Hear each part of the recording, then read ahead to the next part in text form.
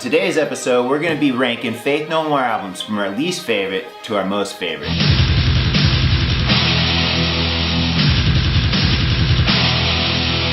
Before we start, I'd like to say that Faith No More is one of our favorite bands. So we like all these albums, but you gotta have a least favorite and you gotta have a most favorite.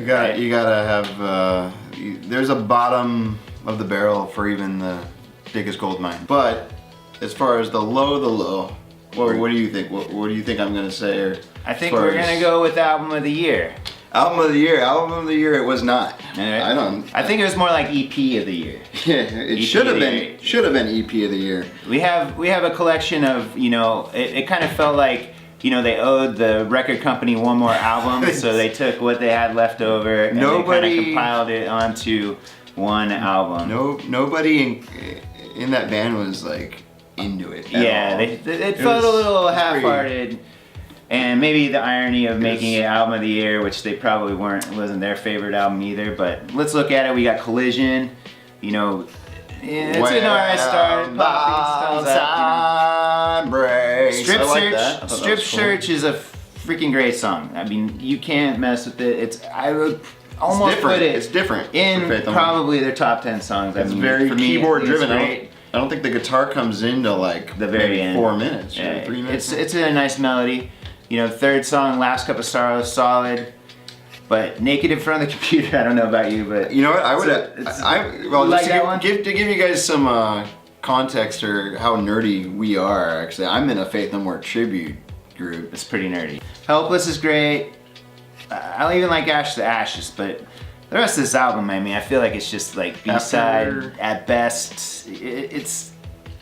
After Ashes to Ashes, it's a good EP.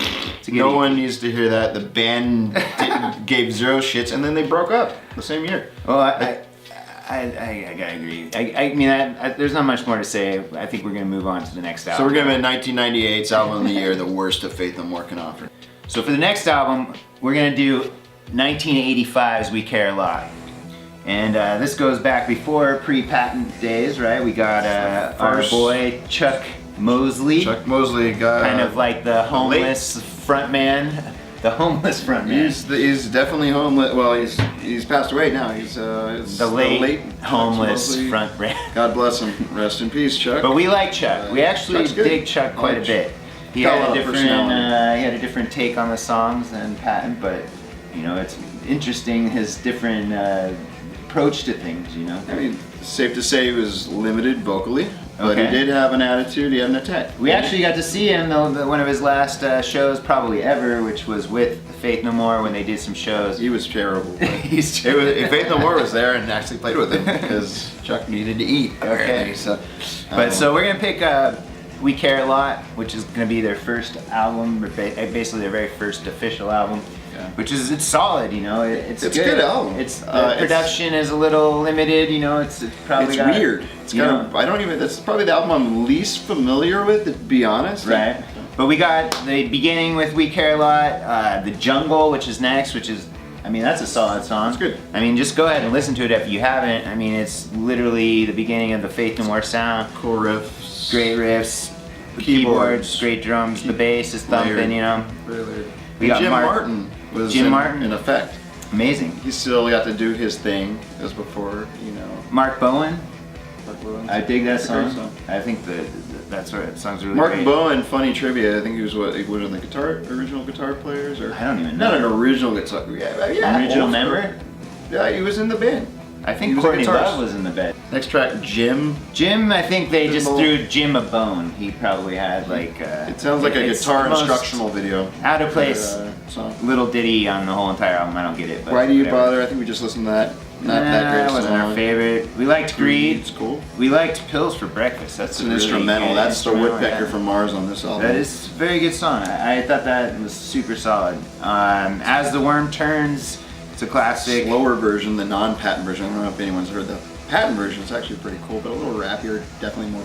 The rest of the songs, Arabian Disco, New Beginnings. You don't even know what they sound like. We'd have to listen. They're not bad, but I think it gets a little, it gets weak. I think it doesn't finish strong. I think it's just kind of. But overall, I really liked it. I enjoy listening to this album. I put it on every once in a while. We care a lot about that album. All right, let's but do not that much. All right, up next is gonna be 2015's Soul Invictus, which I actually really surprisingly enjoyed this album He likes because this one a lot more than I do, but I think it's a good album. But I definitely think it's not it's not as heavy on the keyboards as I would have liked. The Faith No More slap bass thing. yeah, I could see that. Hadn't definitely, it's moody. What I appreciated about it is they hadn't made an album in a long time, and usually when a band gets back together after not being together for a long time, you expect pretty much garbage. Yeah, that's So true. you're not expecting to go to the shows and want to hear those songs, and I found that I Soul Invictus is liked song. listening to those songs live. We'll start with Soul Invictus song, first track on the album. It's a title amazing track. song. It's great. Amazing. It's a great is. song. The next one's Superhero. That one's, I think, the big hit single winner of this album. Yeah, I found that would be the epic of this album. There's only probably a few songs on this album that I actually don't really super enjoy. I guess the worst for me would be probably, I don't know, Black Friday isn't my favorite. For the most part, I really like this whole album.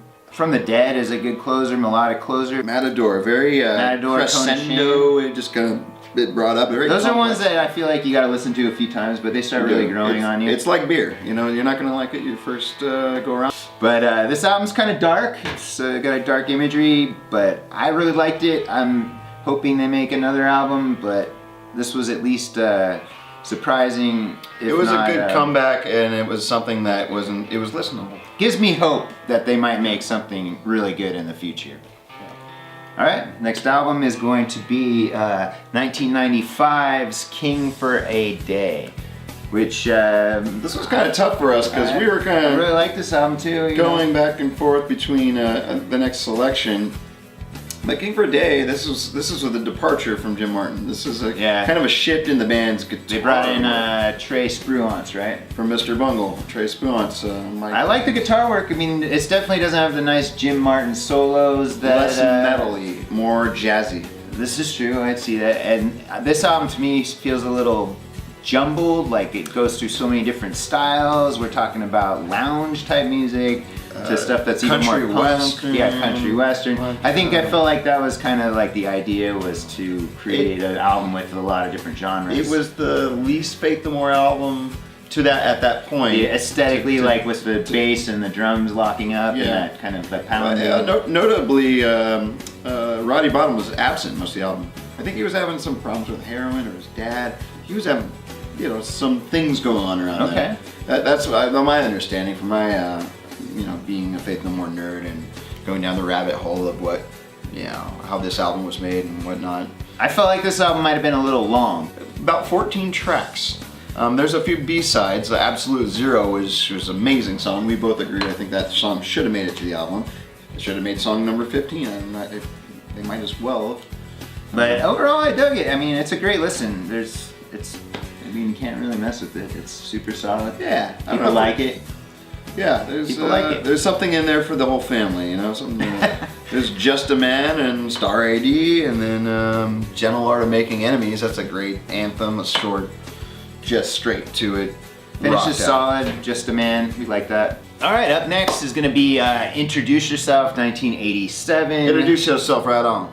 So I see this album as actually probably just like a better produced version of We Care a Lot. Like the songs are more developed. But it's like the precursor to the real thing. Exactly. It's got that slap bass, it's got those sounds. nice pretty keyboards, it's got Jim Martin's crunchy guitar. Super crunchy guitar in there. And Mike Borden's. I felt like this was maybe the that. best, almost like Jim Martin album because, I don't know, he just dominates on this album. There's just so many great riffs. It's just great. But I thought this was Chuck Mosley at his best. I mean, he's got he has some crazy moments on this album. I mean, like when there's that beginning where he's talking about how he won't pay 95 cents to ride a bus. The bus. So he's gonna skate. he's gonna skate to the there, beach. and he's gonna look better. 95 cents. Fuck that. Can I get a transfer, man? I'll skate to the beach. So and song that was a different thing. That's like one of those songs where you like it, like you song. really like it, but you just don't know why you really. Yeah, it's very. It's bubbly. It's kind of corny. The lyrics are just like, what is going on? Cream soda. But I can listen to that song like over and over again. It's fun. And people that play that song too, they It's really light. like it. It's just lighthearted it's song. inviting. It's actually one of the few, like, I don't know, it has a song, it's a type of song where it's just a little lighthearted and fun, you know what I mean? I mean, this is just pretty much the solidifying of their sound. It's, you know, they pretty much were all hitting on all cylinders at this point. The only thing that was missing was Patent, which will come on the next album after, right? Definite precursor to The Real Thing. What are some of the other songs we like on here? The Crab song.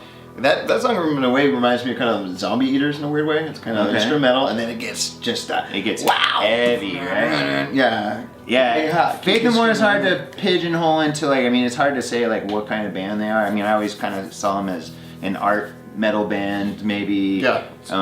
But they tackle so many different genres, and they're not afraid to experiment or, you know, go off the beaten path.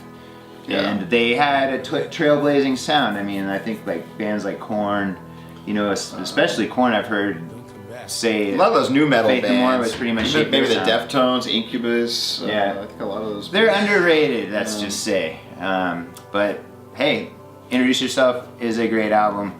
It's Chuck Mosley's probably best career moment, I would say. I think that was his best work, and you know, I think obviously he was a limited singer, but he had a lot of personality. He wrote some good songs. There's some passion. He wrote some cool lyrics, and he wrote like some fun, campy, kind of bratty punk. But it's kind of interesting. Look, if you see an And song, the lyrics were written by Billy Gould and Roddy Bottum.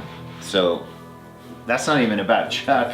Right. But you would expect it was Chuck's from Chuck. best work wasn't done by Chuck, I guess. All right. Well, I guess we're moving on. Introduce yourself.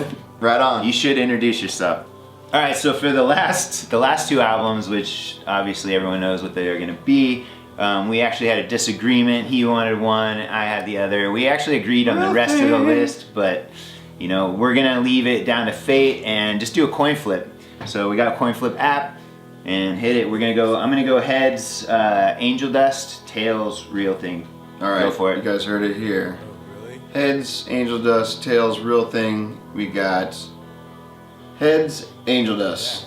So Angel Dust is the big There we winner, go. which means we're going on to 1989's The Real Thing. The Real Thing.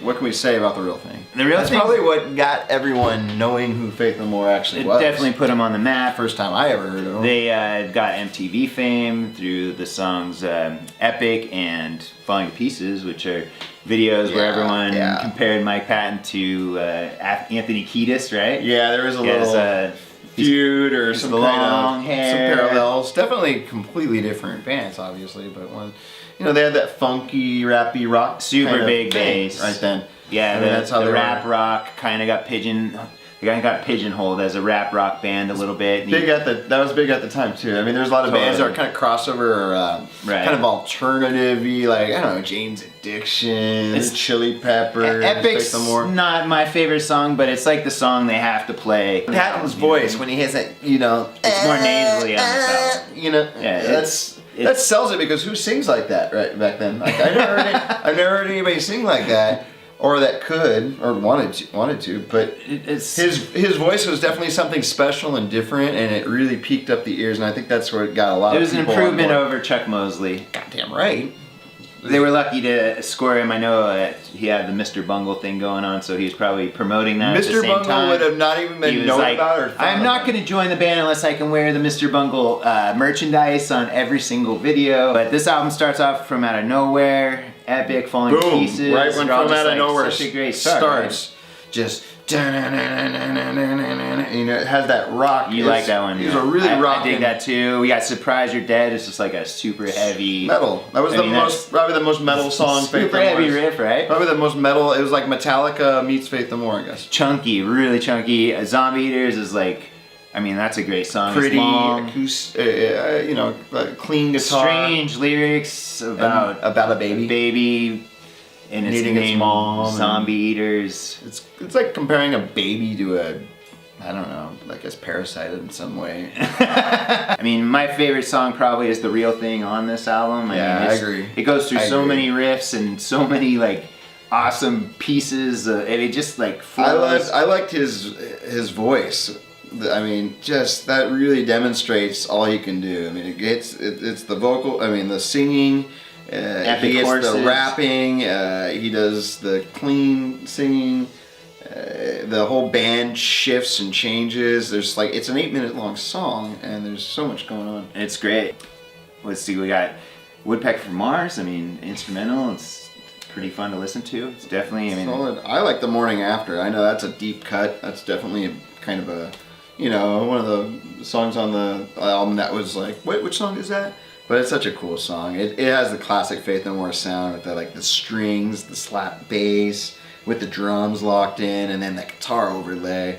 it's catchy too. It's good. solid. It's a good one. We like Edge of the World as well. And That's a child molesty song. kind of a strange way to end the album. It's just the piano, bass, drums. I don't even know if there's any guitar even. I don't think so. It's a lounge. It's like a child molesty lounge song because it's about, you know, kind of sounds like a child molester. Is it? Like, I think so. Come here, little girl. Would you like some candy? That's true. That's true. Just offer some candy. It's Pretty. kind of It's a incriminating. little molesty. So I mean, that's it, man. I mean, this album's amazing. It's classic fun to Faith listen No to. More. This is the Faith No It feels More. a little 80s, you know, like. Yeah, it's a cusp. It's like 1 foot in the 90s, most foot But in the 80s. You can't mess with it.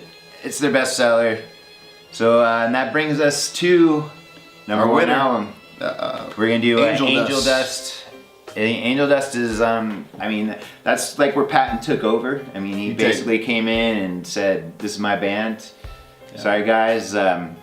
We see you know, this album having a pretty diverse sound. Like, it goes all around from, you know, stuff that's really melodic to some stuff that's just like almost like bipolar. aggressive. It's like really pretty but really dark. Almost And ugly heavy. to listen to. Like, I mean, there's parts of songs that get like, you could play it for your mom because she'd be like, "This is Jizz music Lobber, from probably not hell. so much." This sounds terrible, Yeah. Jay." Yeah. But then the next like chorus might be really beautiful. Everything's you could ruined. play Yeah, like yeah. parts of that for your parents. Yeah. They might not flip out. So, But I mean, this album to me is a masterpiece.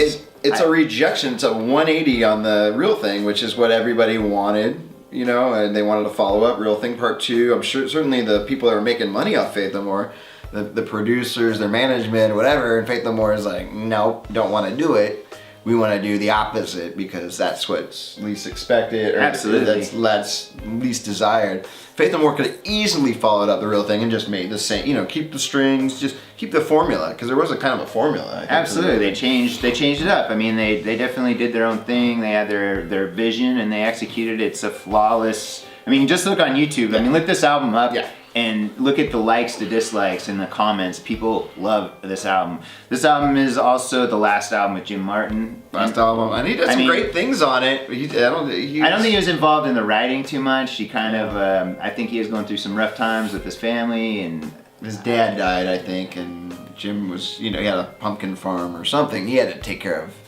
I mean, but the guitar work in this is, I would have never known that he wasn't too involved in this album, because I mean, the guitar work in it is amazing, and it's just, good. it's flawless. It's really good. I mean, but Yeah. I mean, he exits the band right after this, I believe, this tour, and this tour led to, you know, big audiences in front of Guns N' Roses and Metallica opening up for them, so they got to play stadiums on this album, which is pretty awesome. This album has endured the test of time, and a lot of artists that kind of you know, were inspired by Faith No More, they cite this album as being one of the biggest, you know, influences. Yeah, this is material where, you know, it could be, you know, top 10 albums of all time in my book. I mean, Yeah, it's just like, if I have a desert island list, for me personally, This is going in the this top is 10 making it. for You know damn what I sure. mean? So that's really cool. Angel Dust, amazing. All right, well, we're gonna keep on doing these rankings and reviews. So if you like what you have been hearing, give us a like, give us a subscribe, and till then, we'll see you next time. Peace out.